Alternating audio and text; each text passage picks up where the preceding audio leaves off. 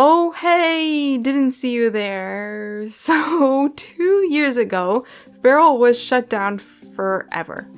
And you can probably tell by just the name of my channel that game, Fer.al, I had dedicated my YouTube channel and a lot of my passion towards it for 2 years, and then the game shut down. And Fer.al really left an impact on me, and I was going to make an overall video about my overall experience with Fer.al, but that project was overly ambitious and it became something called sunk cost. And also I was busy with school, unfortunately. But here we are 2 years later after Fer.al was shut down, and I still want to talk about Fer.al, and I still reminisce about it often. So that's why I'm making this video. I'm looking back on it, I remember when Wisteria Moon's video announcing Fer.al was released. It was called Fer.al, the new Animal Jam game, and that video has almost 500,000 views, which is crazy. Fer.al really gave me something to do during the pandemic, and it's really unfortunate what happened to the game, especially since people were so dedicated to Fer.al for over 2 years. Sometimes I can't help imagine what Fer.al could have been. I mean, the data mining was crazy. So after Fer.al shut down, people were data mining the files of Fer.al. Everything was kind of free reign. It was like, oh, you can post leaks now. It doesn't matter. The game is gone. And some of the stuff I would have loved to actually experience in the game, like the avatar for the fawn, and the craziest one was this Aradia and Thyla animation, like a full animation of them moving in the game, where they were kind of announcing an event, kind of like the way the characters in Splatoon announced the Splatfest. The leaks that could have been for Fer.al were so crazy, but I don't want to live in regrets. I want to move on from Fer.al. I want to stop thinking about it. I want to stop thinking about this furry MMO that shut down 2 years ago.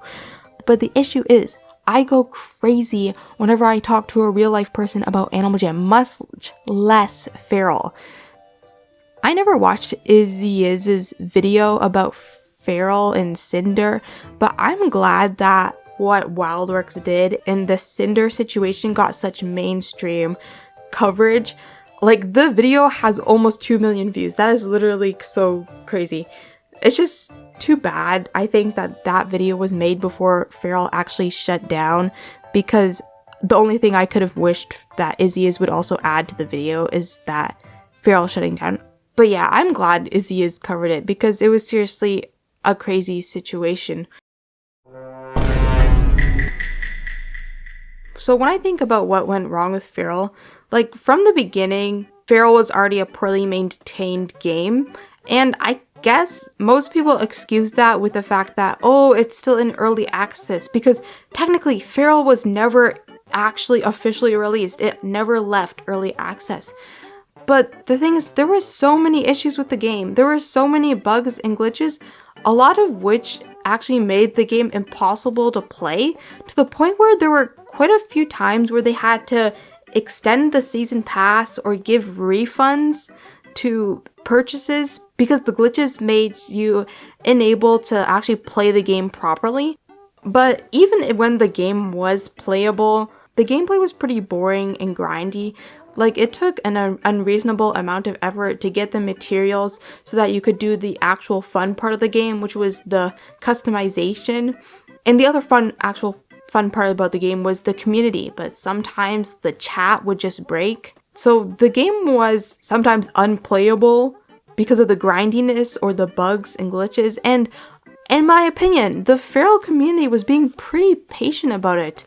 From December 11th, 2019 to May 20th, 2020 was closed beta, and then May 20th, 2020, early access began.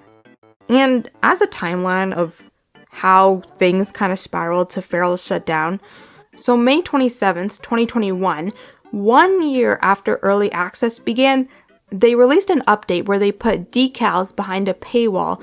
So basically, decals were these designs that you could put on your character that allowed people to make these really amazing looks in the game. So what that basically meant was they put customization under a paywall for newer players. So one document I referenced a lot while making this video is called Fer.al What Went Wrong, and it was put together by a community member who had a really concise way of writing everything they thought went wrong with Fer.al. So they wrote, the decal paywall was introduced, which prevented players who made their accounts after the update from using the decal and sizing features until they paid for a season pass, which is $11. Many users saw taking away decals unfair and said the customization system is really the only thing Fer.al has going for it now. Without that, there is nothing to do in the game. To level up, you had to do repetitive and unengaging tasks, and no real lore was being given during the quests, and most of the quests were just fetch quests. This update concerned players who were previously willing to pay for things in the game.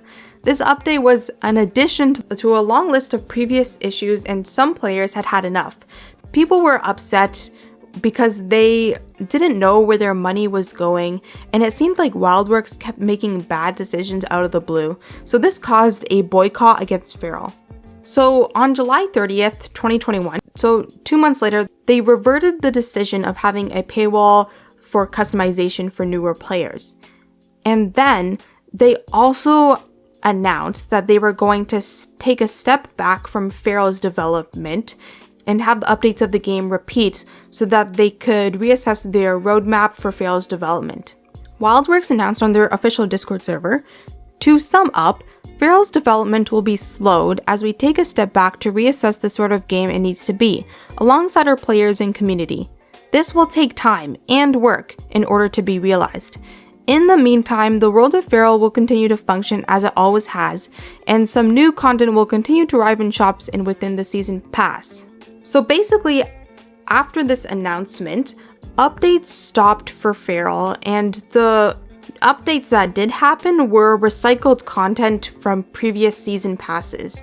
The newer season passes were like the exact same that had been before.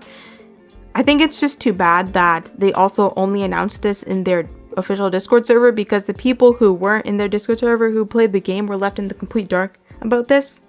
They repeated the season passes, but the thing is, me and a lot of people were really hopeful for this because the Fer.al community thought that this meant that they were going to improve Fer.al, which is what Fer.al players had been asking for. They really wanted Wildworks to step back from the game and reassess what they were doing, because the features of the game were all over the place. So players thought this is going to improve Fer.al, and that was a lie. After no updates in Fer.al and no communication from Wildworks for 4 months, on November 27th, 2021, Cinder was announced. Hey Fer.alians! Many of you have been asking us about NFTs, blockchain games, and whether or not these technologies are coming to Fer.al. To put things simply, they are not. However, Wildworks will soon be announcing a new game that is blockchain based, so we'd like to take a moment to answer your questions. Join our CEO, Clark Stacy, for an Ask Me Anything on Fer.al's Discord server tonight at 6 p.m. Mountain Standard Time. The link to join is here.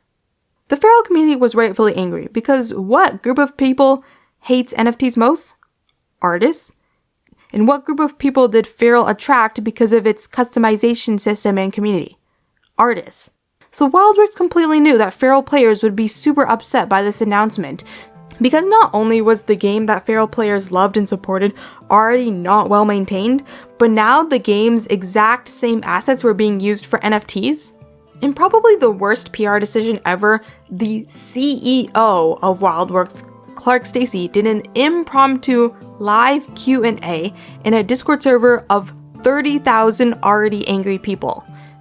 Clark Stacy basically explained that Cinder was a game with the same assets as Fer.al, so it looked like the exact same as Fer.al, but you play as an NFT that you have to buy. After this horrible decision of a Q&A, the Fer.al Discord server was spammed with hate for weeks against Wildworks. Cinder was eventually released around February. Meanwhile, Fer.al was not being maintained at all. A bugged version of the season pass that wasn't supposed to be released was added to the shop. The shops in the game were wiped. Literally, there was no communication for Wildworks about Fer.al for months. Basically, the game was progressively breaking down as people were still playing it, And just from the state of the game, it was pretty obvious that Wildworks had kind of abandoned Fer.al after announcing Cinder. The Cinder announcement was the last social media post ever made on Fer.al's public social media. Because 2 months later, February 17th, 2022, it was announced Fer.al is shutting down. The game was going to reopen February 19th for 24 hours, but Wildworks literally violated their own terms of service because their own terms of service says there needs to be a month notice before the game shut down. So instead, the game was opened one last time on March 26, 2022. There was no chatting allowed, and the game was only open for 3 hours. I was glad to play the game one last time, but like that, the game I had spent 2 years dedicating my free time to was gone.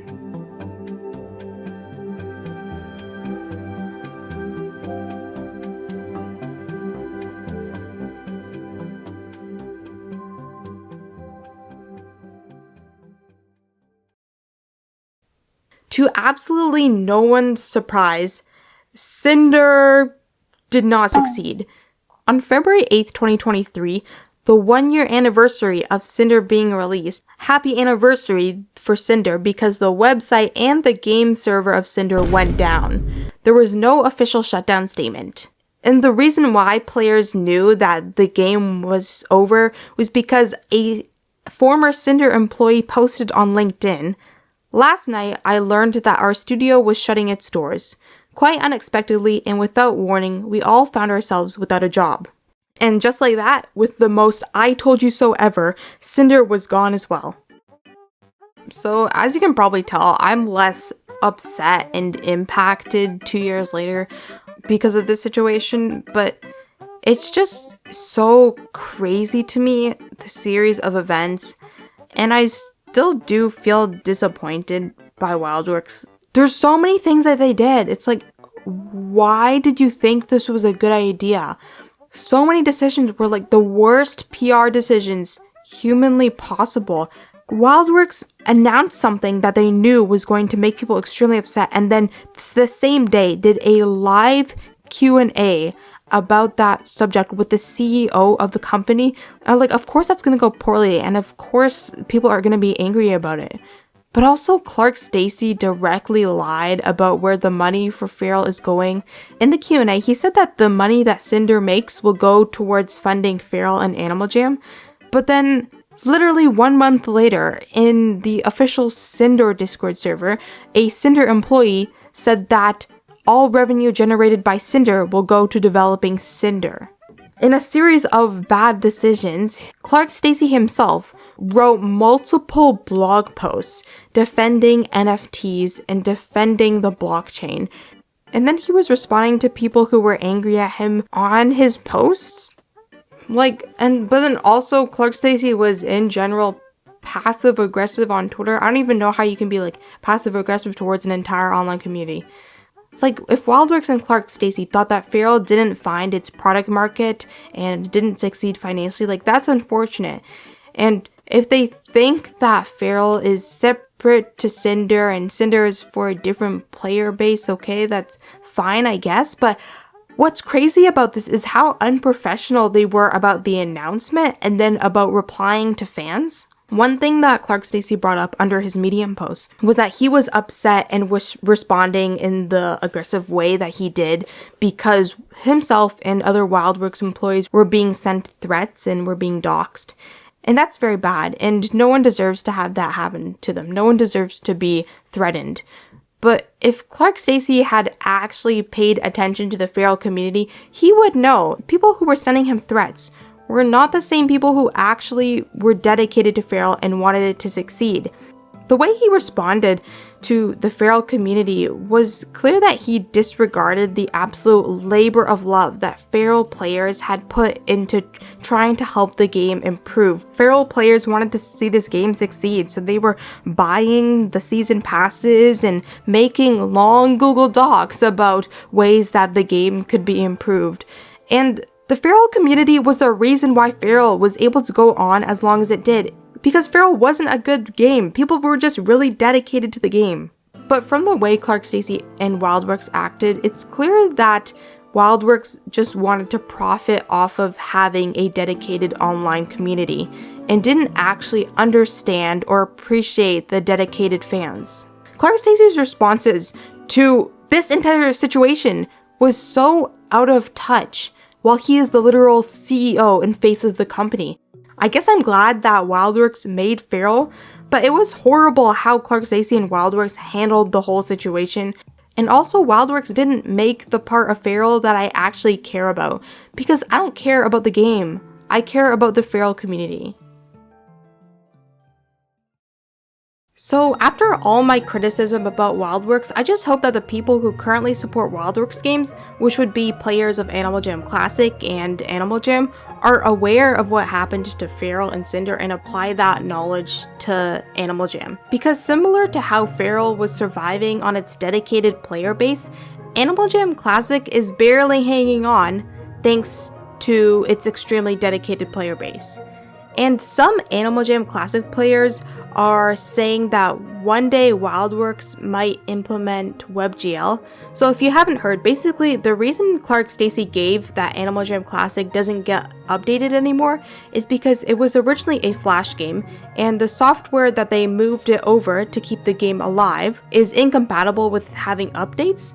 So in order to give Animal Jam Classic an actual content update, they'd have to reformat the entire game to WebGL, and Clark Stacey said that they need the support of Animal Jam players in order to invest all the money and time into doing the big job of reformatting the entire game. And I think that if the Animal Jam community continues to support Classic and wants to see Classic continue, that there is an opportunity to move it in the future to WebGL, so it would be playable in a browser again, and would also be possible to update. So Clark Stacey is essentially saying if the community continues to support Animal Jam Classic and wants to see the game continue, it might improve one day. But where else have we heard that? With Fer.al. He said that about Fer.al. In this TechCrunch article from 2021, where they interviewed Clark Stacey, it reads, Stacey says, if the community continues to support the game, Wildworks will find a way to continue building it. If the community does not continue supporting the game, we'll announce plans to sunset it as soon as that decision is made. It has not been made to date. And saying the community has to support the game and kind of looming, shutting down the game over the head of the people who play the game, like, that's almost threatening. This is almost a threat. That, like, saying support this game or else we might shut it down. Fer.al was rug pulled, as in they shut it down unexpectedly, and Animal Jam Classic has been sunsetted since 2019. I think that if Animal Jam Classic ever becomes inconvenient financially for Wildworks to maintain, they will rug pull Animal Jam Classic as well. And I will say that there is something pretty exciting and new coming to Classic very soon. In his interviews with Delocate, Clark Stacey said there was something big coming to Animal Jam Classic. And what did Animal Jam Classic get? There was a reskinned den and Club Geos got added back. No one even uses Club Geos anymore. If you're watching and you're an Animal Jam Classic player, I just hope you know that considering Wildworks' past, please play Wildworks games while being skeptical. And if you buy a membership hoping to fund AJ Classic coming to WebGL, that money is not going towards moving to WebGL. That money is going towards making up for a $6 million investment that didn't work out, which is Fer.al. One of the many reasons why I'm still thinking about Fer.al 2 years later after it shut down is because of my decade-long obsession with Animal Jam. So I started playing Animal Jam in 2014, and what I love most about Animal Jam, and the reason I knew about Fer.al at all, was because of Animal Jam content creators. And I love Animal Jam content creators. My very first favorite Animal Jam YouTuber was Love Narwhal. I wish she'd put her videos back up on YouTube. Okay, also, I loved Julian too. I loved his lore theory videos about Animal Jam. He's probably part of the reason why I even made videos about Fer.al lore. And also, I really liked Flamingoop, so his videos have this like really dry sense of humor, which makes them really fun to watch. And I remember in 2021, he released a video every single week, and all of those videos were pre-recorded during the summer. But he actually deleted a lot of the videos now, so it doesn't reflect on his channel. But I have fond memories of watching a new video from him every week while I was playing Fer.al. Okay, also Pugface777. I was a Pugface777 fan when she made Animal Jam videos. I would go to her live streams and everything. She was my favorite Animal Jam YouTuber after Love Narwhal AJ quit. If not for her videos, I would have never even made Fer.al videos or played Fer.al. Also, Aprox, I was a really big fan of Aprox's videos.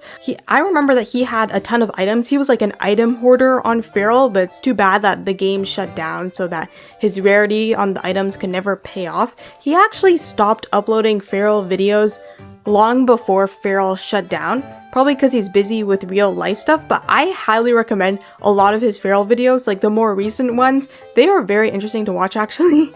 I also appreciate Keck for having made so many videos for such a long time. They actually hard carry the Animal Jam community and gave people content to watch when there was no content about Animal Jam in like 2020, 2021, 2022.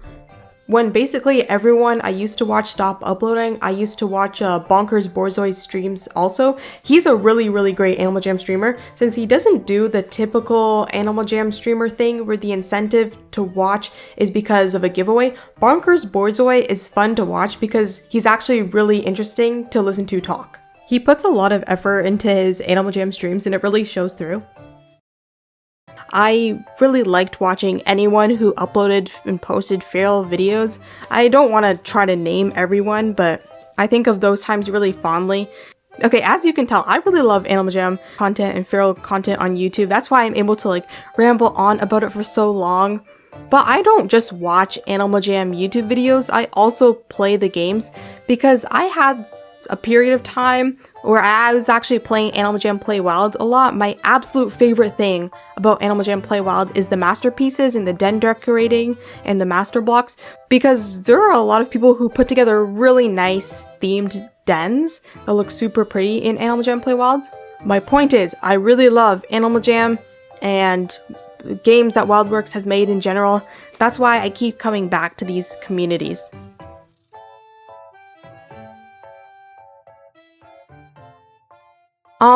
I was going to end off this video as a warning to people who support Animal Jam Classic, because I just find it really frustrating to see people kind of blindly, in my opinion, supporting Wildworks when I know about all the horrible stuff they did with not only Fer.al but Cinder.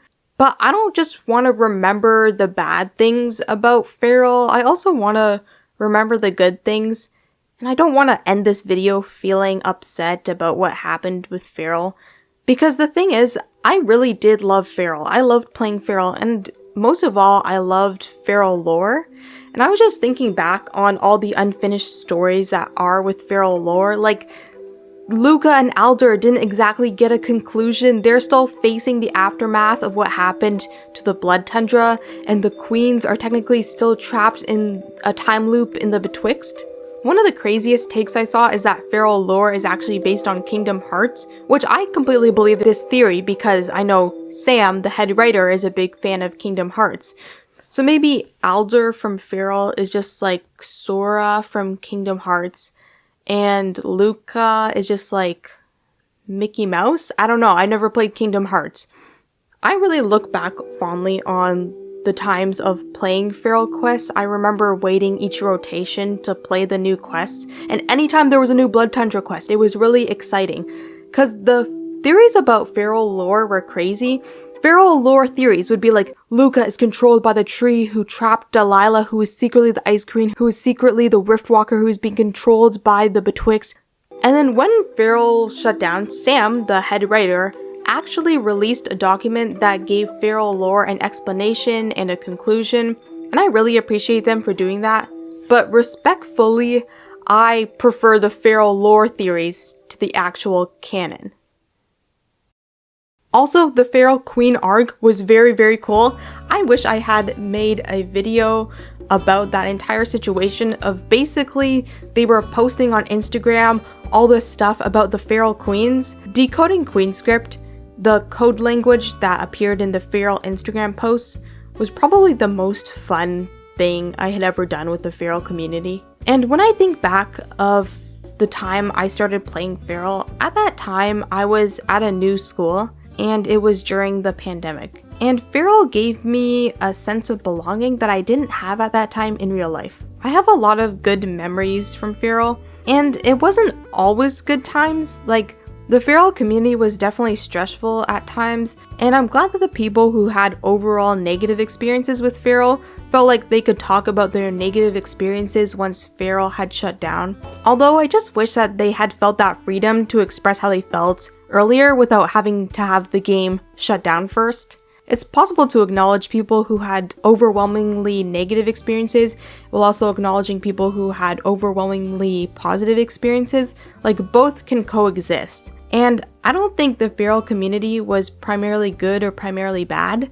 It's possible to remember both the positive and negative, and right now I want to focus on the positive experiences. Because I really appreciate all the friends I made through Fer.al. Like, even if I don't keep in contact with the friends who I made through Fer.al, we had really good times together, and I hope they're all doing well. Like, I really appreciate all the Fer.al YouTubers or people who made content about Fer.al, or actually just anyone in general who called themselves a part of the Fer.al community. Or SpecChat, I can't believe that a single freaking channel in a public Discord server meant so much to me. Or the friends that I made through Fer.al, like the friends who I made YouTube videos with or talked with or played Fer.al with. I really appreciate everyone who I met through Fer.al, and even if you're someone who played Fer.al or you watched my videos, or even if you're someone who never played Fer.al and you're just hearing about it now, I hope that you can take away at least some positive memories of this game, because now that I've said all that, I want to move on from Fer.al. But the issue is, I have to make an active effort to not get back into Fer.al and Animal Jam, because I love Animal Jam, and I love Animal Jam content, and I love reminiscing about Fer.al. Some interests that I have fade away over time, but some I have to make an active effort to avoid participating in, even if I still want to. For Fer.al, it's just like that. I have to make an active effort to not go back to this game, because even as I move on, Fer.al will always be a part of me because it changed me during the pandemic. I will never forget Fer.al.